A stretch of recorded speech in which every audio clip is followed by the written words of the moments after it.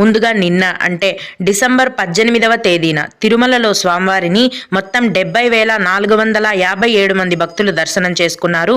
అందులో స్వామివారికి మొత్తం 22,152 మంది భక్తులు తలనీలాలనైతే సమర్పించారు. నిన్నటి రోజున తిరుమల శ్రీవారి హుండీ యొక్క ఆదాయం అనేది 4,16,00,000 రూపాయలు. ఈ రోజు కూడా ఎటువంటి దర్శనం టికెట్లు లేకుండా నేరుగా భక్తులను ఫ్రీ దర్శనానికి అనుమతిస్తున్నారండి. ఈ విధంగా టికెట్స్ లేకుండా నేరుగా వెళ్లే ఫ్రీ దర్శనానికి దాదాపుగా 15 గంటల సమయం అనేది పడుతోంది. అలాగే తిరుపతిలో ఇచ్చే సర్వ దర్శనం టికెట్లను తీసుకొని దర్శనానికి వెళ్లే భక్తులకు దర్శనానికి 4 నుంచి 5 గంటల సమయం పడుతోంది.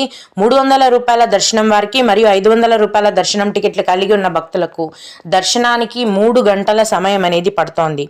అలాగే ఈ రోజు కూడా చిన్న పిల్లల సుపదం ఇన్ఫాంట్ దర్శనం ఉంది. ఇన్ఫాంట్ దర్శనానికి 1 గంట సమయం, అలాగే విఐపి బ్రేక్ దర్శనం